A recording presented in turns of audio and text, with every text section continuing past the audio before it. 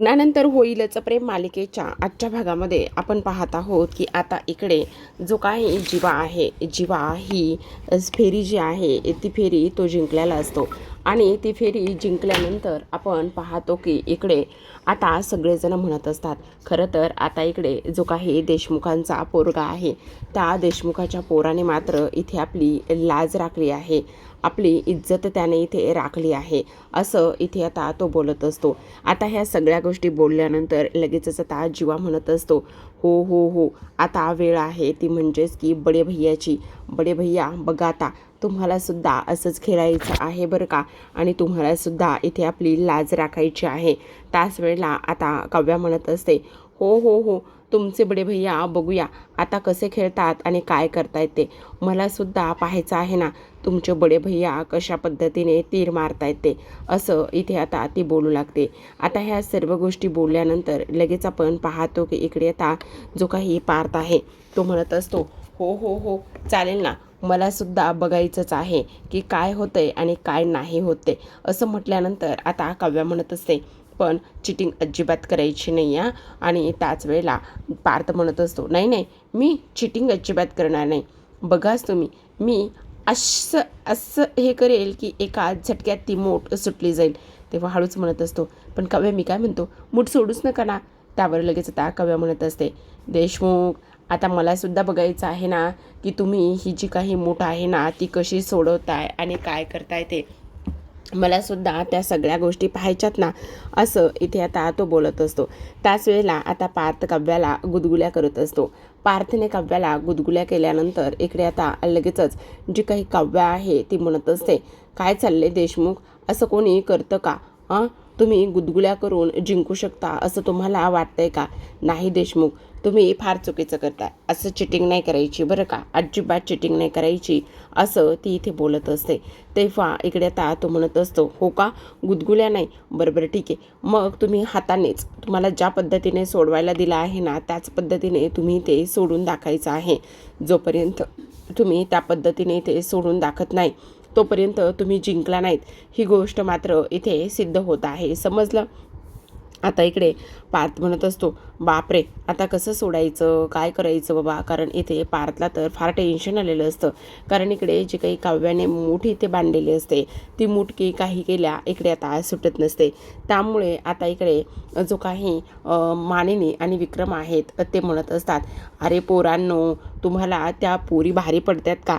तेव्हा इकडे आता जो जीवा आहे तो म्हणत असतो, त्या तैबल्यला ना विचारावंच लागणार आहे की नेमकं तो ना त्यांच्या ह्या देशमुखांच्या पोरींना नेमकं काय खाऊ घालतोय आणि काय करतोय, ही गोष्ट विचारावीच लागणार आहे. मला तर असं वाटतंय की विचारूनच टाकावी एकदा, असं इथे आता तो बोलतो. आता हे सगळं काही बोलल्यानंतर काव्या म्हणत असते, देशमुख तुम्हाला एक गोष्ट सांगू का, तुम्हाला ही जी मूठ आहे ना ही एवढ्या सहजासहजी नाही उघडणार. त्यासाठी तुम्हाला एखादी तरी कोणती तरी युक्ती करावी लागेल. आता लगेचच जो काही पार्थ आहे, पार्थ मात्र इथे काव्याच्या हातून ते जे काही हट आहे ते सुटण्यासाठी एक युक्ती करतो आणि त्याची ती युक्ती मात्र इथे आता कामी आलेली असते. आणि त्याची ती युक्ती जेव्हा सर्वजण पाहतात तेव्हा सगळेजण आता डोळे बंद करत असतात. आणि त्याच वेळेला पार्थ जो आहे तो काव्याकडे ओढला जातो, तो तिला किस करणार, तेवढ्यातच काव्या एक हात गालाला लावते आणि तिच्या हातातलं जे हट आहे ते हट खाली पडतं. आणि खाली पडल्याबरोबर लगेच आता पार्थ जो आहे तो पार्थ ते हट उचलून घेतो आणि उचलून घेतल्यानंतर आता तो जिंकलेला असतो आणि सगळेजण नाचायला लागलेले असतात. तेव्हा काव्या म्हणत असते, नाही हा देशमुख, ही चिटिंग केली तुम्ही, चिटिंग केली. तेव्हा सगळेजण नाचतात, कारण देशमुखाचे बॉईज जिंकलेले असतात म्हणून सगळेजण नाचत असतात. जीवा नाचत असतो. त्याच वेळेला इकडे जे काही विक्रम आहे ते सुद्धा नाचत असतात, त्यांनासुद्धा फार आनंद होत असतो. पण पार्थ मात्र इकडे काव्याकडे पाहतच असतो.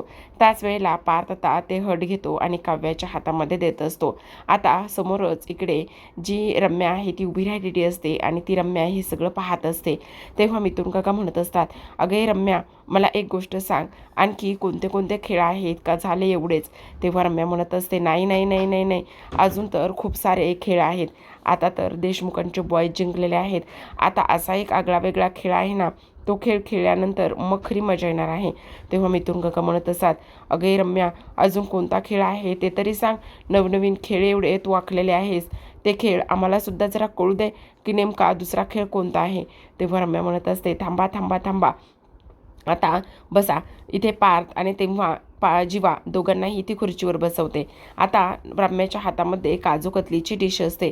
ती काजू कतली घेते आणि ती काजू कतली म्हणत असते, ही काजू कतली आहे. तेव्हा जीवा म्हणत असतो, बापरे, बरं झालं सांगितलंस की ती काजू कतली आहे म्हणून. तेव्हा आता इकडे मिथुन काका म्हणत असतात, रम्या, मला एक गोष्ट सांग, तू आता काजू कतलीने कोणता खेळ घेणार आहेस. तेव्हा रम्या म्हणत असते, थांबा थांबा तुम्ही काका मामा, थांबा जरा, आता खूप मजा येणार आहे बघा तर आता. असं म्हणून ती आता जीवाला एक काजू कतली देते आणि दुसरी काजू कतली ती पार्थला देत असते. आता पार्थ म्हणत असतो, काय करायचे, खाऊया ना आम्ही ही काजू कतली. तेव्हा लगेच आता इकडे रम्या म्हणत असते, नाही, तुम्हा दोघांनाही ही काजू कतली खायची नाही आहे, मग काय करायचं आहे असं इकडे आता ती लोक विचारतात. तेव्हा रम्या म्हणत असते, आता ही जी काही काजू कतली तुमच्या हातामध्ये आहे ना, ती काजू कतली इथे तुम्ही तुमच्या बायकांच्या हातामध्ये द्यायची आहे. तुम्ही ती काजू कतली बायकांच्या हातामध्ये द्या. त्याच वेळेला आता इकडे मानिनी म्हणत असते, अगे रम्या, काय चालले, तू काय माझ्या पोरांना हरवायचंच ठरवलीस की काय. तेव्हा रम्या म्हणत असते, नाही, तुम्ही ती काजू कतली द्या तर रे पोरांनो, तुमच्या बायकांच्या हातामध्ये द्या. तेव्हा जीवा म्हणत असतो, आता पुन्हा आमच्यासोबत काही प्रँक करणार नाही आहेस ना तू. तेव्हा रम्या म्हणत असते, नाही नाही, तुमच्यासोबत आता मी कसलाही प्रँक वगैरे काहीच करणार नाही. फक्त मी तुम्हाला सांगते ना, ही जी काही काजू कतली आहे तुम्ही तुमच्या बायकांच्या हातामध्ये द्या. तेव्हा जीवा आणि त्याच वेळेला पार्थ हे दोघेही जण आता ती काजू कतली इकडे नंदिनी आणि त्याच वेळेला काव्याच्या हातामध्ये देतात. आणि तेव्हा नंदिनी आणि काव्याच्या हातामध्ये ती काजू कतली दिल्यानंतर इथे आता आपण पाहतो की लगेचच आता ही काजू कतली नेमकी काय करायची, कशा पद्धतीने ती काय खायची ते सांगत असतात. आता ती त्या दोघींनाही सांगते, आता तुम्हाला ही काजू कतली दिलेली आहे ना, ही काजू कतली तुम्ही तुमच्या नवऱ्यांना भरवायची आहे. तेव्हा ह्या दोघी जण म्हणत असतात, अरे हे तर खूप सोपं आहे. तेव्हा रम्या म्हणत असते, नाही, इथे ह्यामध्ये ट्विस्ट आहे. तेव्हा कसला ट्विस्ट असं विचारण्यात येतं. आणि तेव्हा रम्या सांगत असते, आता जीवा आणि त्याचबरोबर पार्थ, तुम्ही दोघांनीही इथे हे जे काही तोंड आहे ते तोंड तुम्ही इथे बंद करायचं आहे. आणि तोंड काही जरी झालं ना तरीसुद्धा इकडे तुमचं तोंड उघडता कामा नये. काही जरी झालं ना तरीसुद्धा तोंड उघडलं गेलं नाही पाहिजे. आणि मगच तुम्ही ती काजू कतली खायची आहे. असं म्हटल्यानंतर आता इकडे आता लगेचच रम्या आणि त्याच वेळेला काव्या ह्या दोघीजणी म्हणत असतात, अच्छा. पार्थ म्हणत असतो, नंदिनी म्हणत असते, हे तर आमच्यासाठी फार सोपं आहे. असं म्हणून लगेचच आता इकडे त्या दोघीजणी पार्थ आणि जीवाकडे पाहतात. पण ते दोघेही तिथून गायब झालेले असतात. पाहतात तर काय, हे दोघेजण कुठे गेले असं म्हणून त्या दोघींनाही आता ते घरभर फिरवत असतात. आता जीवा आणि पार्थ पुढे पळत असतो आणि त्याच वेळेला नंदिनी आणि त्याचसोबत इकडे काव्या हे दोघेही जण त्या दोघींच्या मागे इथे पळत असतात. तेव्हा आपण पाहतो की इकडे आता मिथुन काका म्हणत असतात, काव्या आणि नंदिनी, करा तुम्ही काहीही करा. आता तेव्हा नंदिनी जीवाला म्हणत असते, काय करताय जीवा, खाऊन घ्या ना काजू कतली, असं काय करताय. तेव्हा आता ह्या दोघी जणी गुदगुल्या करतात. आणि तेव्हा विक्रम म्हणत असतात, नाही हा, गुदगुल्या नाही करायच्या. तेव्हा मानिनी म्हणते, तुम्ही ही लोक करत होते तेव्हा तुम्हाला चालत होतं का, आणि आता तुम्ही सांगताय गुदगुल्या वगैरे करायच्या नाही म्हणून, असं कसं बरं, असं इकडे ती बोलते. आता तेव्हा लगेच आता इकडे नंदिनीने काजू कतली घेतलेली असते आणि ती प्रेमाने भरवत असते. ती म्हणत असते, काय करताय जीवा, बघा ना, तुमची नंदू डार्लिंग तुमच्यासाठी एक काजू कतली घेऊन आली, तुम्ही खाणार नाही का. तरीसुद्धा जीवा तोंड उघडत नसतो. इकडे आता लगेचच जी काही काव्या आहे ती काव्या म्हणत असते, बोकुडी, मी काजू कतली घेऊन आली ना, मग खाणार नाही का तुम्ही. तरीसुद्धा इकडे आता जो काही पार्थ आहे तो अजिबात तोंड उघडत नाही. आता नंदिनीचा प्लॅन फ्लॉप होतो. त्याच वेळेला इकडे काव्याचा सुद्धा सेम प्लॅन फ्लॉप झालेला असतो. आता रम्या दुरूनच हसत असते. आता पुन्हा एकदा ती लोक ट्राय करतात. इकडे नंदिनी म्हणत असते, जीवा प्लीज खाऊन घ्या ना काजू कतली, असं काय करताय जीवा प्लीज असं करू नका ना, तुम्ही खाऊन घ्या ना काजू कतली. इकडे काव्यासुद्धा म्हणत असते, हे बघा, तुम्ही काजू कतली खाणार आहात की नाही. तेव्हा पार्थ आता तोंड बाजूला करत असतो आणि म्हणत असतो, नाही, मी ही काजू कतली अजिबात खाणार नाही म्हणून सांगितलं तर नाहीच. असं म्हणून आता दोघांचेही तोंड पूर्ण बंद झालेले असतात. आता पूर्ण तोंड बंद झाल्यानंतर लगेच आपण पाहतो की इकडे आता नंदिनी म्हणत असते, काय करायचं काव्या, मला तर काही केलं सुचतच नाही. बघ ना, ही दोघंही जण काही तोंड उघडतच नाही आहेत, असं म्हणून पुन्हा ते दोघं जण तिथून पळायला लागतात. आता काव्या मात्र इकडे म्हणत असते, काय हो देशमुख, मला एक गोष्ट सांगा, ही मांजर फिसकारू शकते बरं का? तेव्हा लगेच आता इकडे जो काही पार्थ आहे तसं तो बोलत असतो, मेरी बिल्ली मेरे पे ही म्याव करती है, असं म्हटल्यानंतर आता त्या दोघीजणी थकतात आणि दोघीजणी थकल्यानंतर खुर्चीवर बसलेले असतात, पळून पळून थकतात. त्याच वेळेला आता नंदिनी आणि काव्या दोघी एकमेकींना म्हणत असतात, बापरे थकलो गो बाई, खरंच खूप थकलो. ही देशमुखांची पोरं काही गेल्या आपल्याला आता ऐकत नाही येतं, काय करावं ना तेच काही कळत नाही. काय करायचं गं, मला तर ते सुचत नाही आहे. बघितलंस ना तू, काय करू आता? आता इकडे लगेचच मानिनीच्या हातामध्ये एक काजूकतली असते. तेव्हा विक्रम ती काजूकतली काढून घेतात आणि लगेच स्वतः खात असतात. त्याच वेळेला मानिनी म्हणत असते, अहो अहो काय करताय तुम्ही, हे ती काजूकतली माझ्यासाठी होती, मी आणली होती. तेव्हा विक्रम म्हणत असतात, हो का, मग तू आता दुसरी खा. आता इकडे नंदिनी आणि त्याच वेळेला काव्याने दोघींनी हार मानलेली नसते, पण तरीसुद्धा थकून बसलेले असतात. आता काय करायचं गं ताई, हे दोघं जण ना खातच नाही येतं. तेव्हा रम्या म्हणत असते, मग तुम्ही हारलात का? हारला असाल तर हार माना बरं. तेव्हा काव्या म्हणत असते, नाही नाही नाही नाही नाही, आम्ही मोहितेंच्या मुली आहोत, हार मानणाऱ्यातल्या अजिबातच नाही आहोत. तेव्हा काव्या आता पार्थकडे जाते, पार्थच्या बाजूला जाऊन उभी राहते. तेव्हा आता नंदिनीसुद्धा इकडे जीवाच्या बाजूला उभी राहते. आता काव्या म्हणत असते, मी काय म्हणते ताई, जाऊ दे, आता आपण ह्यांना विनवण्या करून आणि बऱ्याच गोष्टी सांगून थकलोत. ह्यांना जर ही काजूकतली खायचीच नसेल तर मग आपणच खाऊया काजूकतली. आणि तेव्हा नंदिनी म्हणत असते, हो काव्या, तू म्हणतेस ना ते अगदी बरोबर आहे, ह्या दोघांना जर काजूकतली खायची नाही तर आपणच खाऊया आणि मग आपणच ना दोघीच जणी हनीमूनला जाऊयात. असं म्हटल्याबरोबर लगेच आता जीवा नंदिनीकडे असं करून पाहतो, तोंड उघडतो. त्याच वेळेला पार्थसुद्धा काव्याकडे असं करून तोंड उघडतो. आता तोंड उघडल्याबरोबर काव्या लगेच पार्थच्या तोंडामध्ये काजूकतली कोंबते. त्याच वेळेला नंदिनीसुद्धा जीवाचं तोंड उघडल्यानंतर आता त्याच्या तोंडामध्ये ती काजूकतली कोंबत असते. म्हणजे एकंदरीत काय तर इथे आता काव्या आणि नंदिनी ह्या दोघी जणी हा जो काही गेम आहे तो गेम जिंकलेला असतात आणि हा गेम जिंकल्यानंतर सगळ्यांना आनंद होतो. नंदिनी लगेच आता मानिनीला इथे मिठी मारत असते. नंदिनीने मानिनीला मिठी मारल्यानंतर आपण पाहतो की इकडे आता जी काही काव्य आहे ती सुद्धा इथे विक्रमला मिठी मारते.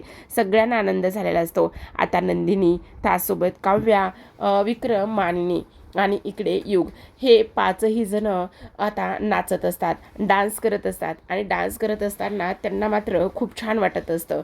इकडे आता जो काही पार्थ आणि त्याच वेळेला इथे जीवा हे दोघेही जण तिथे असलेल्या बाजूच्या खुर्चीवर बसतात आणि हारल्यागत इथे तोंडाला हात लावूनच बसलेले असतात, कारण त्यांच्याकडे कुठला ऑप्शनच शिल्लक राहिलेला नसतो. अशा पद्धतीने मोहित्यांच्या पोरीने आता ह्या दोघांना सुद्धा असं गंडवलेलं असतं आणि असं गंडवल्यामुळे आता इकडे हा पहिला गेम हारलेले असतात.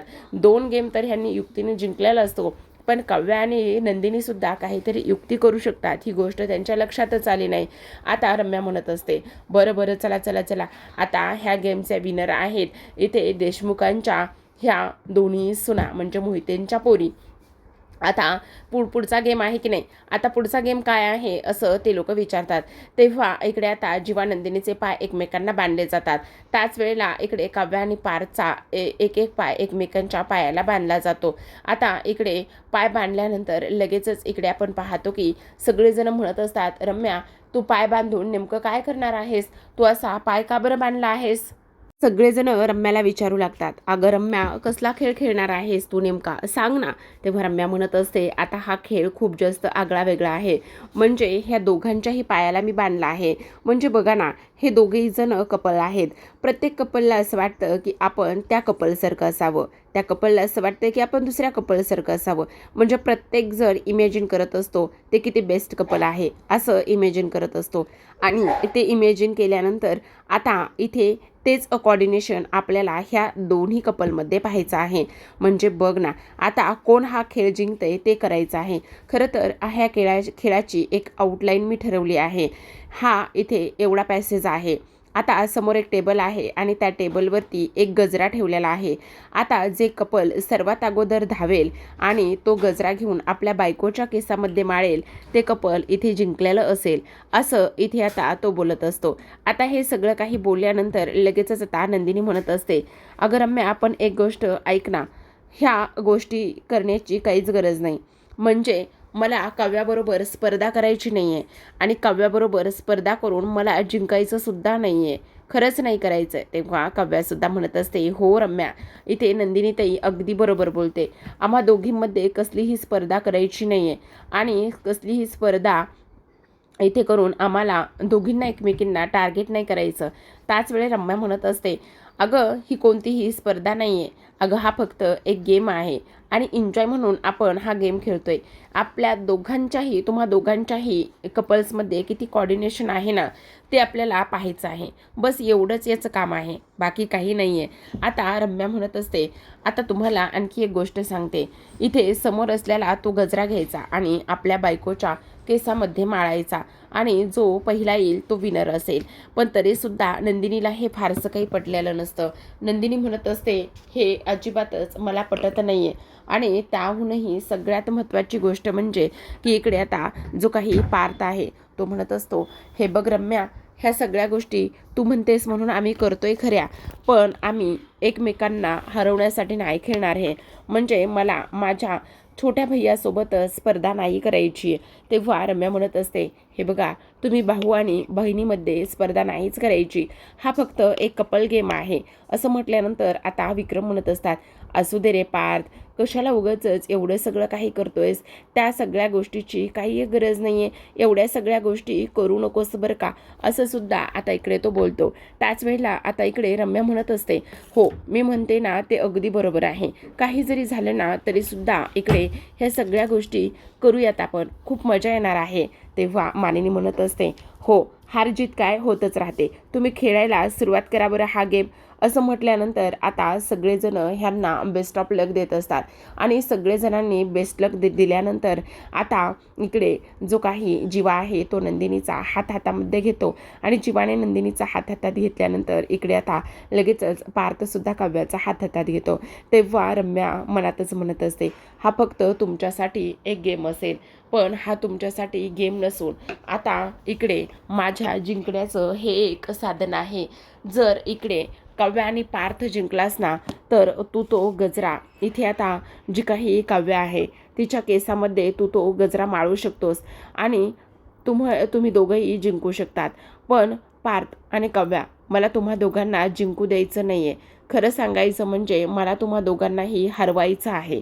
सगळ्यात महत्त्वाचं म्हणजे आता रम्याने त्या वाटेवरती थोडेसे काटे पेरलेले असतात आणि म्हणजे छोटे छोटे जे की इथे पायाला त्रास देतील असे खडे टाकलेले असतात आणि पायाला त्रास देतील असे खडे टाकल्यानंतर आपण पाहतो की आता रम्या म्हणत असते, पण या सगळ्या गोष्टीमुळे आता थोडासा जो काही त्रास आहे तो थोडासा त्रास इथे आता काव्याला होऊ शकतो आणि काव्याला जर त्रास झाला तर तो त्रास मात्र इकडे जी काही आपला पार्थ आहे त्या पार्थला सुद्धा इथे तो त्रास होऊ शकतो. पण झाला तरी चालेल त्रास, त्याने मला काही फरक पडणार नाही, असं सुद्धा आता इकडे तो बोलत असतो. आता ह्या सर्व त्याचमुळे आता इकडे रम्याने ते सगळे काही जे खडे आहेत ते टाकून ठेवलेले असतात. आता काव्याने पार्थे चालू लागलेले असतात. तर आता प्रेक्षकांनो, आजच्या भागामध्ये एवढंच. उद्याचा भाग फार इंटरेस्टिंग असा होणार आहे. उद्याच्या भागामध्ये आपण पाहतो की काव्याच्या पायाला ते खडे रुतले जातात आणि काव्याच्या पायाला खडे रुतल्यानंतर लगेचच आता इकडे काव्याला त्रास होऊ लागतो. त्याच वेळेला पार्थ आणि इकडे नंदिनी हे दोघेही जण तिला सावरत असतात. दोघांनीही तिला सावरल्याच्या नंतर आपण पाहतो की इकडे आता लगेचच दुसऱ्या बाजूला मात्र ही स्पर्धा जी आहे त्यांच्यासाठी एवढी महत्त्वाची नाही आहे.